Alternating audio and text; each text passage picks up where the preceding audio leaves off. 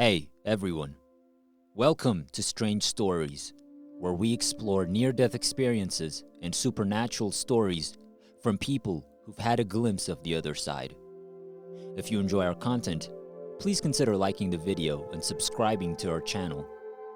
Without further ado, let's get to the story of the day. I can't.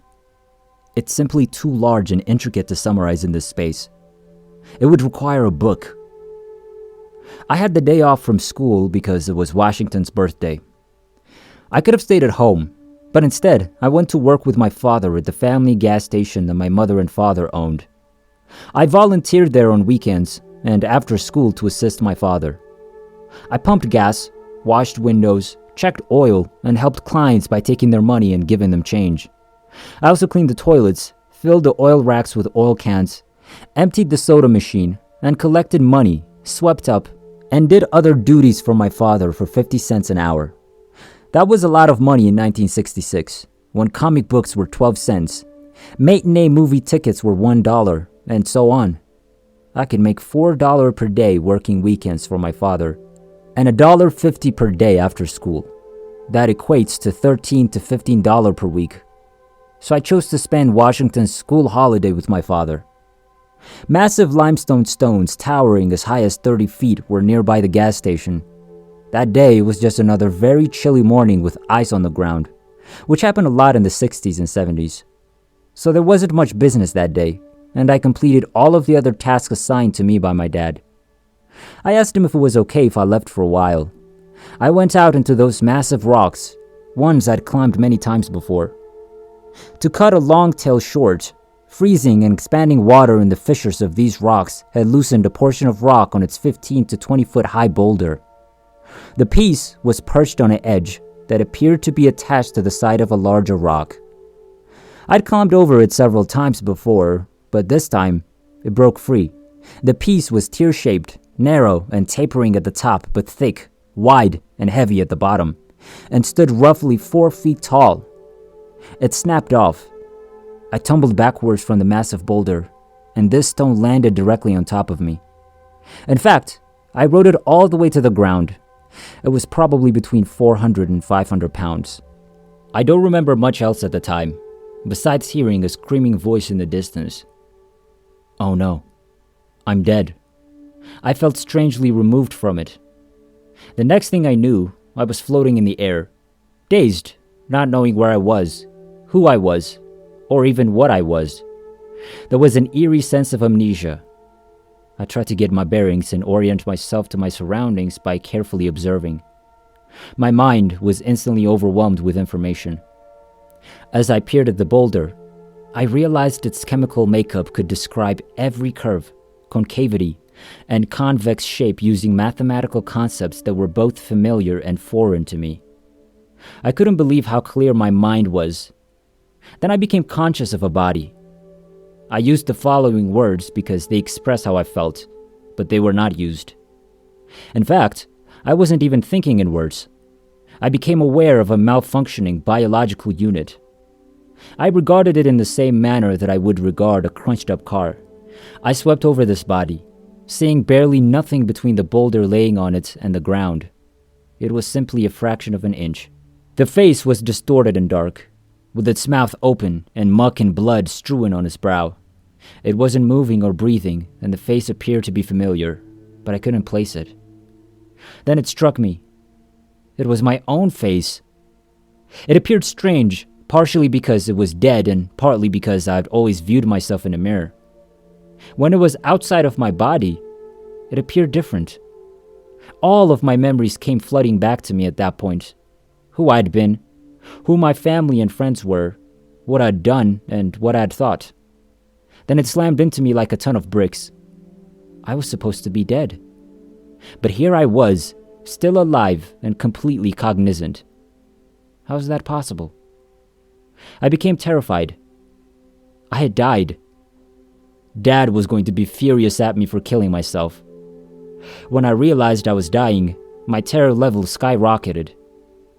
Dad isn't going to be upset with me. I'm no longer alive. Oh my God, what will happen to me? Then all of my anxiety was forced out of me, and I can only compare it to being bone-chilling cold and standing in front of a lovely warm fire. All your shivering and coldness eventually dissipate, and your muscles relax as the warmth of the fire fills you. I heard fire behind me and turned around to find a man with black wavy hair and a black beard, all short-cropped and with dark, well-tanned skin. His eyes sparkled like diamonds in the sunshine, and his robe was similar to a monk's robe, only it was bright white and shimmering. It flowed about him, with visible eddies and currents. When this being smiled at me, I was immediately flooded with love. I felt like I was going to burst from all the love. I couldn't stop myself. I've never felt more loved. Thoughts were communicated straight to me by this creature. There were no words spoken. He said that this was an accident and that I may return if I so desired. I informed him in my head that there was no way that body could work. It had been squished flat. He said he could make it function again. Did I wish to return? I was curious about my alternatives. What would happen if I chose to return? And what if I did not? I was assaulted with a packet of images no sooner than I had these thoughts. It demonstrated briefly what would occur if I did not return. Because I wasn't here, I saw my sister become addicted to drink and drugs, and her life spiral out of control. I witnessed my father commit himself as a result of my death, shortly after my mother divorced him over the issue of my death. My paternal grandfather died, his heart devastated by my loss and my father's suicide. There were two blows that took away all of his enthusiasm in life. The effects continued indefinitely.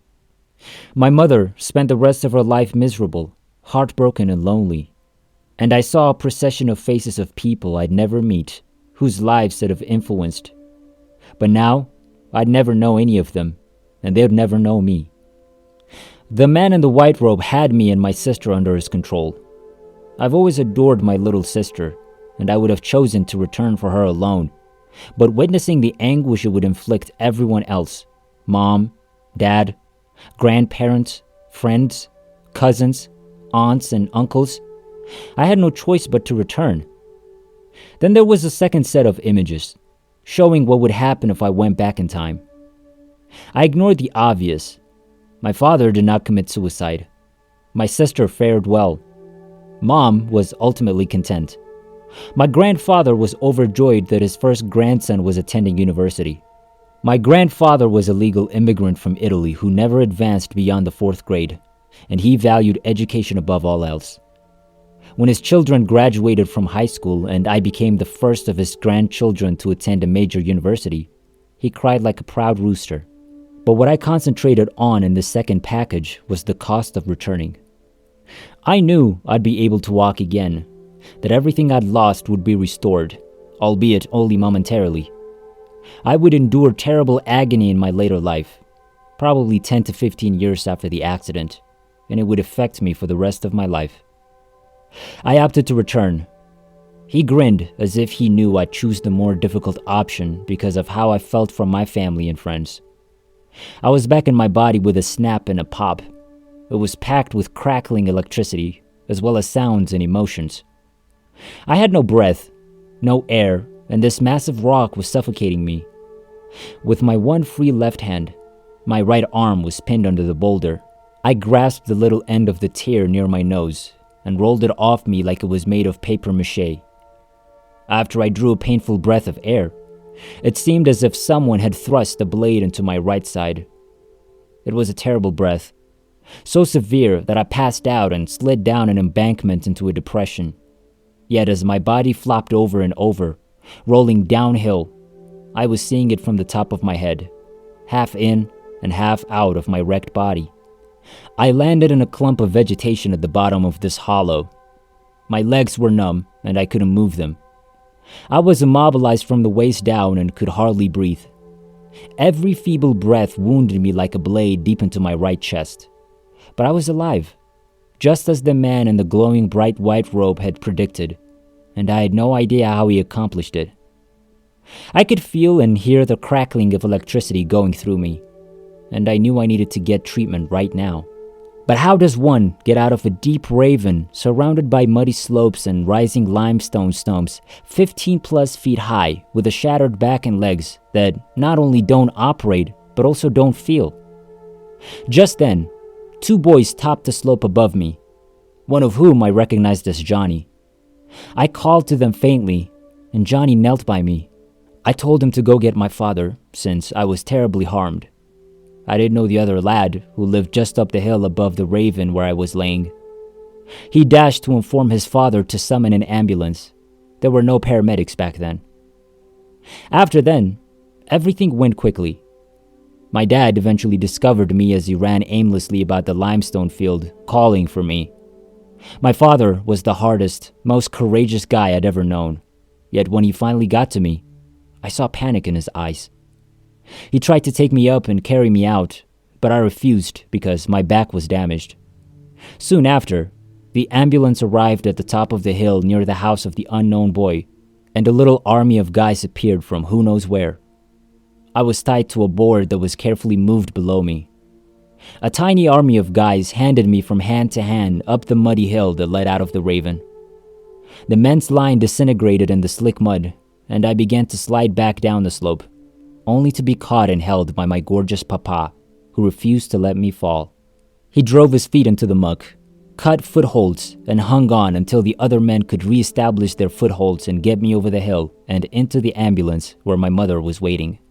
It was a long ride to the hospital, and on the way, I begged my mother to wash the blood and muck off my face, which startled her because she had no idea.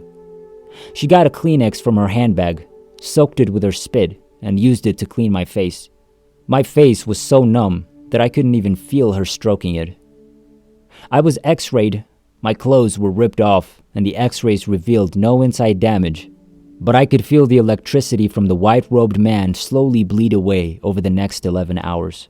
Despite the fact that I was disoriented from the morphine they had put into me to relieve my pain, I knew I was dying again. My blood pressure was dropping, and I overheard them discussing a possible leaking spleen, so it was evident they needed to operate. My personal doctor approached me and said they needed to operate and asked whether I was okay with it. He was such a sweet and gentle doctor. "Oh, okay, sure. As long as you guarantee me I'll wake up," I responded.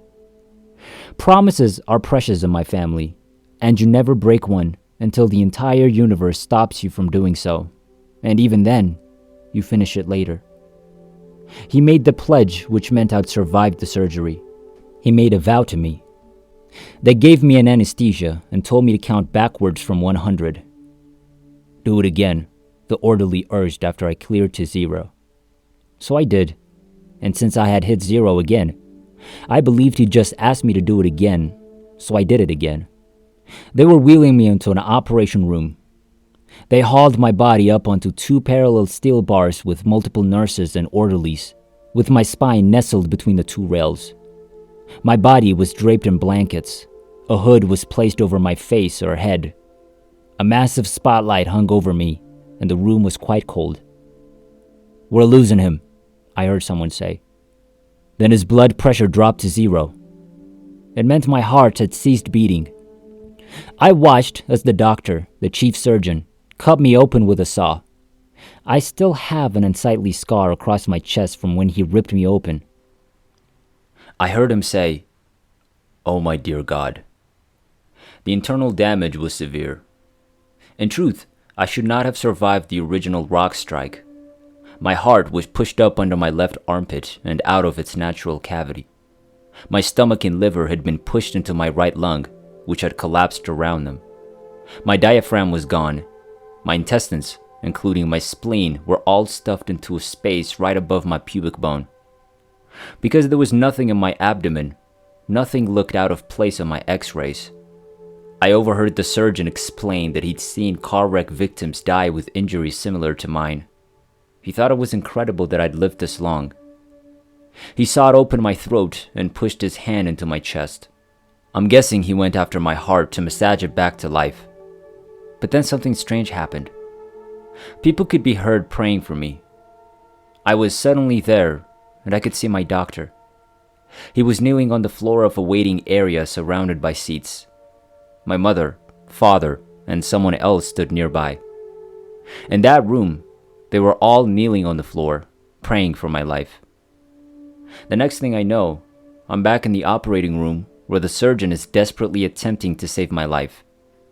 As he massaged my heart, I found myself drifting away, and the further I drifted, the darker the room became and the further distant his voice sounded. I found myself well above the operating theater, where I should have been on a higher floor or outside on a roof. But I wasn't. Instead, I found myself floating at the entrance to a tunnel or vortex. I was drawn in, and that's when my trip really began. I received a life review and was shown about the other side by a person who was my guardian angel or teacher, whom I learned to call Professor, although he had a fantastic sense of humor. I was shown numerous heavens and asked to see what hell was like if one existed, and there was, but it was not like I expected. I even asked to see Jesus and apologize, and I was given interesting historical facts that I was able to verify afterwards. All of this is far too complicated to cover here, including countless future forecasts that have all come true, save one, which I believe is still to come.